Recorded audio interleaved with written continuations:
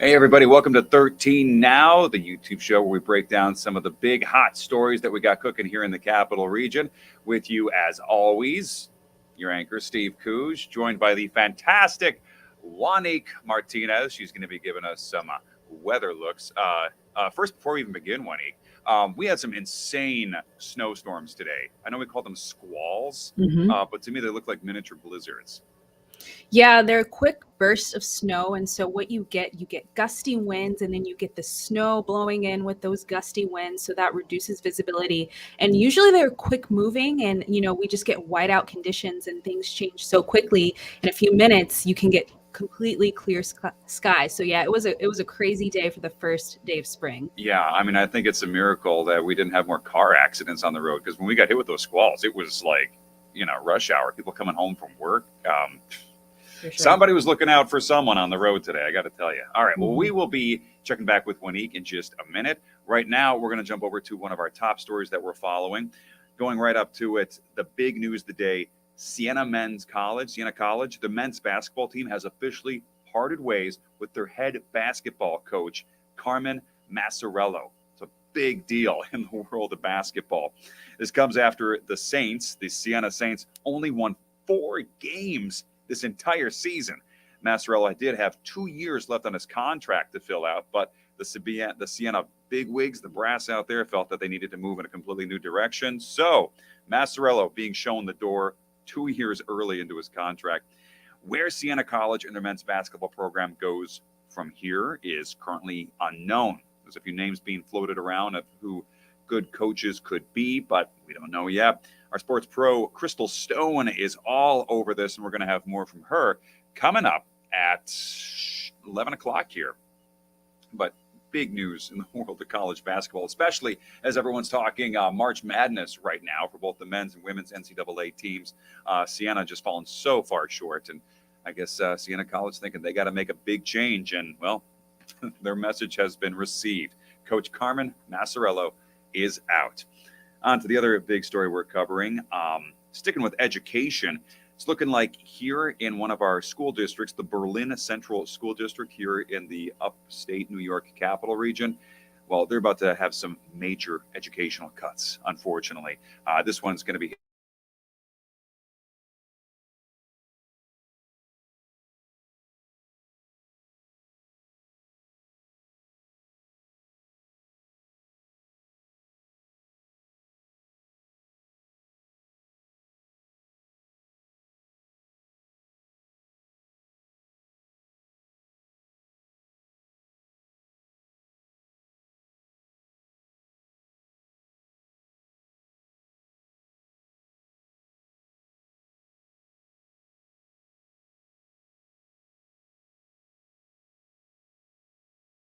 to be able to open come September. How can we prevent this from happening in the future? I'd ensure no more would follow. Okay, finally to our absolutely most important story of the day. Girl Scout cookies. Yeah, they are on their way. After months of anticipation, the Girl Scouts finally hitting the roads with boxes of cookies. So if you placed an order in the last couple of days, last couple of weeks, maybe you got on top of it early and you placed an order a couple months ago, you're going to have your cookies soon, right? No worries. This is the first official full week of this Girl Scout year's Cookie Count and Go. That's what they call it. We have volunteers, staff, and of course, all sorts of Girl Scouts of many ages from more than a dozen counties here in New York. They've been traveling around to various locations all day in our area to meet with group leaders and parents for the drop-offs. This is when they get their cookies and then go from point A to point B. Hundreds of thousands of boxes of cookies are shipping out, and they are going to be making their way to your home over the weekend.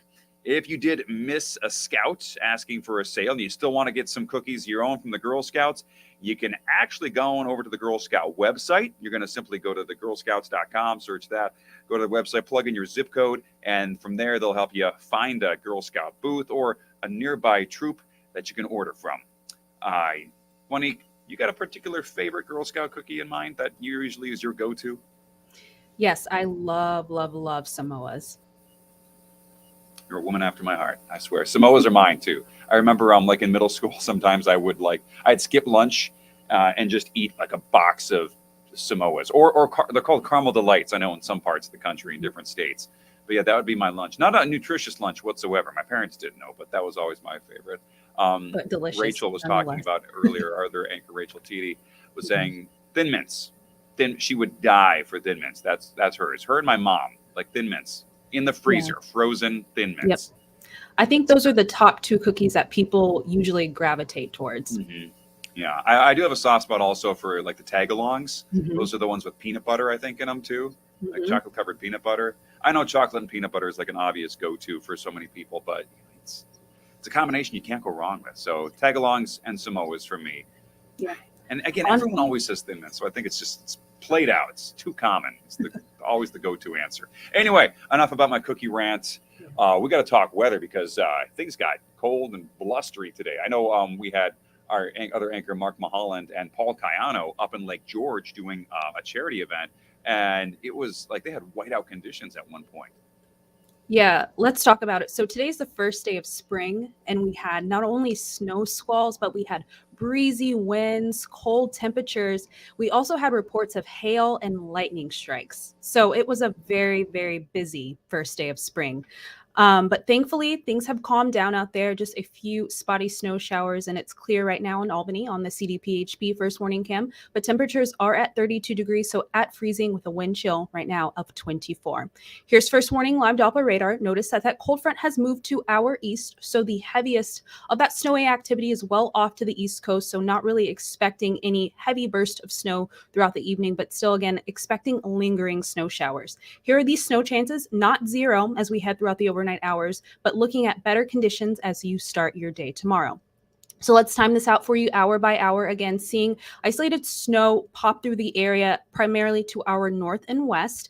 Those snow showers will continue to push through the overnight hours with a clearing trend as we near tomorrow morning. Tomorrow, you could just see a few spotty flakes in the higher elevations, the hills and the mountains, but looking generally dry for portions of the greater capital region. We'll have cloudy skies as we head throughout the evening tonight and tomorrow, but clouds will break, bringing partly sunny skies tomorrow throughout the afternoon.